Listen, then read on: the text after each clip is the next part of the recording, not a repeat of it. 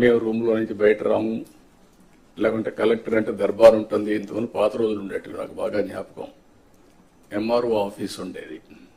మీరు కొత్త కాబట్టి, మీరు కొంత యంగ్స్టర్స్ కాబట్టి మీకు తెలియదు. ఏసీ రూమ్లో కూర్చొని పంకా పెట్టుకునేవాళ్ళు. ఒక మనిషి ఉండి దాన్ని లాగుతా ఉండేవాడు. అంటే అది స్టేటస్ సింబల్ అయిపోయింది. బ్రిటిష్ వాళ్ళు ఉన్నప్పుడు కరెంటు లేదు కాబట్టి ఫ్యాన్ కూడా సరిగా లేకపోతే పంకా పెట్టి దాన్ని లాగుతూ ఉంటారు, గాలి ఇస్తూ ఉంటారు. అలాంటి ఓల్డ్ అడ్మినిస్ట్రేషన్. కలెక్టర్స్ కూడా నేను నాకు 30 సంవత్సరాల నుంచి మిమ్మల్ని చూస్తున్నాను. నేను ముఖ్యమంత్రిగా అంత మునుపు కూడా చూశాను. 45 ఇయర్స్ 47 ఇయర్స్ చూశాను. అయితే ఈరోజు మనం గుర్తుపెట్టుకోవాల్సింది ఏంటంటే, కలెక్టర్ అనే వ్యక్తి చాలా ప్రజల్లో ఒక ప్రగాఢమైనటువంటి ఇంపాక్ట్ క్రియేట్ చేయగలుగుతాడు. I can say one word. మీ క్యారియర్లో కలెక్టర్, ఆ తర్వాత చీఫ్ సెక్రటరీ.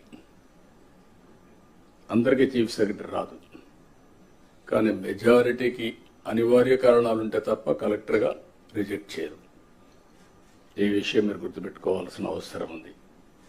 ఆ కలెక్టర్గా మీరున్న సమయంలో మీరు చేసే పనులు, మీరు ప్రజల్లో మీరు చేసిన పనుల వల్ల వచ్చే ఇమేజ్ శాశ్వతంగా ఉంటాయి.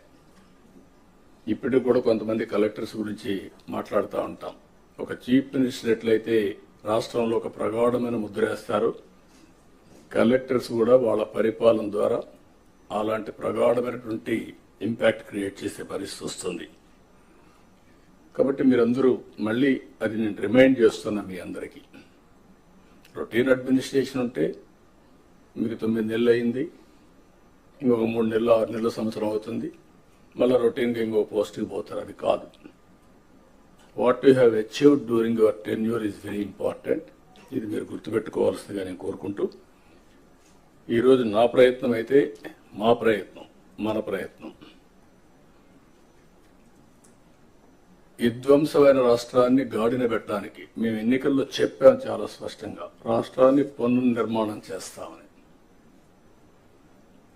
ఈరోజు రాష్ట్రంలో 2014 రాష్ట్రాన్ని మళ్ళీ మేము పునర్నిర్మాణం చేస్తామంటే మీనింగ్ ఉంది, కానీ 10 ఏళ్ల తర్వాత కూడా పునర్నిర్మాణం చేస్తున్నామంటే దానికి కారణం అలాంటి విధ్వంసం జరిగింది కాబట్టి ఆ మాట చెప్పాల్సి వచ్చింది.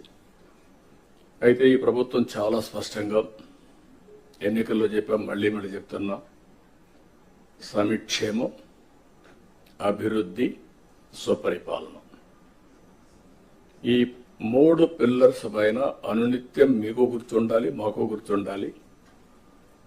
పేదరికం పోవాలంటే, ప్రజలు హ్యాపీగా ఉండాలంటే సంక్షేమ కార్యక్రమాలు తప్పవు.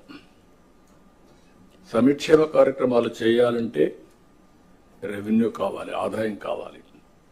అప్పులు తెస్తే సస్టైనబుల్ కాదు.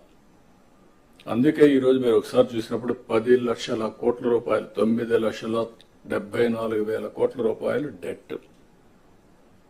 అది ట్రెషరీ కావచ్చు, లేకపోతే ప్రభుత్వం ఇచ్చిన గ్యారంటీలు కావచ్చు, లేకపోతే పబ్లిక్ సెక్టర్లో తీసుకొచ్చిన డబ్బులు కావచ్చు, మొత్తం కలిసి ఇప్పుడు డెట్ సర్వీసింగ్ చేయాలి, అప్పులు కట్టాలి, వడ్డీ కట్టాలి. మళ్ళా ప్రజల ఎక్స్పెక్టేషన్స్ ని, ఆస్పిరేషన్స్ ని మనం ఎప్పటికప్పుడు ఫుల్ఫిల్ చేయాల్సిన అవసరం ఉంది. అందుకే మేము సూపర్ 6 మాట్లాడాం. ప్రజల్ని ఆ రోజు కన్విన్స్ చేయడానికి కానీ, ఏం చేస్తామో నిర్దిష్టమైన హామీలు ఇవ్వడం. ప్రతి ఒక్క రాజకీయ పార్టీ కూడా ఎలక్షన్ మేనిఫెస్టో ఇస్తాం, ప్రజలు నమ్మి ఓట్లేస్తారు. ఆ తర్వాత పరిపాలన ద్వారా అవన్నీ ఫుల్ఫిల్ చేయడానికి ముందుకు పోతున్నాం. అందుకే 9 నెలల్లో మీరు చూస్తే అనేక హామీల్ని అమలు చేసుకుంటూ వచ్చాం. ఇప్పటికి పింఛన్లు దేశంలో ఎక్కడా లేదు. 4,000 రూపాయలు నా జీవితాలు నేను చూశాను. 2,000 నుంచి 200 నుంచి 2,000 చేశాం. మళ్ళీ 3,000 అయితే దాన్ని 4,000 చేశాం. తెలుగుదేశం పార్టీ 40 రూపాయలతో ప్రారంభించిన పింఛను ఈరోజు 4,000 రూపాయలు దేశంలో ఎక్కడా ఇవ్వని విధంగా ఇచ్చే పరిస్థితికి వచ్చాం.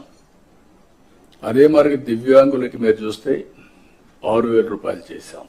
అది కూడా 5,000 రూపాయల నుంచి 6,000 నేనే చేశాను. 2014లో 500 ఉంటే దాన్ని 3,000 చేసి మళ్ళీ ఇప్పుడు 6,000 చేశాం. ఇది కాకుండా మీరు చూస్తే కిడ్నీ పేషెంట్స్ కానీ, డయాలసిస్ చేసుకునే వాళ్ళు కానీ, ఇలాంటి వాళ్ళు చాలా మంది ఉన్నారు. లెప్రసీ పేషెంట్స్ కానీ ఇలాంటి వాళ్ళందరికీ 10,000 రూపాయలు ఇస్తున్నాం. కొంతమంది బెడ్ రిడన్ అయిపోయారు, వాళ్ళకు ఒక మనిషి కావాలి అసిస్టెంట్, దానికి మానవతా దృక్పథంతో 14-15,000 రూపాయలు ఇస్తున్నాం. ఈ దేశంలో నాకు తెలిసి ఎక్కడ ఇవ్వడం లేదు. ఈ ఒక్క కార్యక్రమంకే 33,000 కోట్ల రూపాయలు సంవత్సరానికి ఖర్చు పెడుతున్నాం. This is the biggest DBT welfare programme. మీరు గుర్తుపెట్టుకోవాల్సిన అవసరం ఉంది. ఇంత చేసినప్పుడు ప్రజల్లో ఎప్పటికప్పుడు రిమైండ్ చేయడం కోసం 1 తారీఖు ఇస్తున్నాం. పేరు కూడా పేదల సేవలను పెట్టుకొని మనం ముందు తీసే పరిస్థితికి వచ్చాం. ఇది కాకుండా మీరు చూస్తే 204 అన్నా క్యాంటీన్లు. ఇది ఒక స్ఫూర్తి. ఎన్టీ రామారావు గారు ముఖ్యమంత్రిగా ఉన్నప్పుడు అన్నదానం టీటీడీలో ప్రారంభించారు. ఇప్పుడు అది 2,200 కోట్ల రూపాయలు కార్పస్ అయ్యి సర్ప్లస్ మనీ వచ్చింది. ప్రతిరోజు 1,00,000 మంది కంటే ఒక రోజుకి 2 లక్షల మందికి భోజనం పెడుతూ అది సర్ప్లస్ వచ్చే పరిస్థితి వచ్చింది. ఒక ఐడియా ఏ విధంగా ముందుకు పోయిందో, దానివల్ల చాలా మందికి అన్నదానం చేయాలి అనుకున్న వాళ్ళకి ఒక వేదిక కింద ఒక సాటిస్ఫాక్షన్, దాతలకు ఒక వేదికగా తయారయ్యే పరిస్థితి వచ్చింది. ఇంకొక పక్కన చూసి దీన్నే అన్నా క్యాంటీన్ని మీరందరూ కూడా శ్రద్ధ పెట్టి ఎప్పటికప్పుడు ఇన్స్పెక్ట్ చేయగలిగితే ఒక మోటివేషన్ వస్తుంది, ప్రజల్లో కూడా ఒక చైతన్యం వస్తుంది.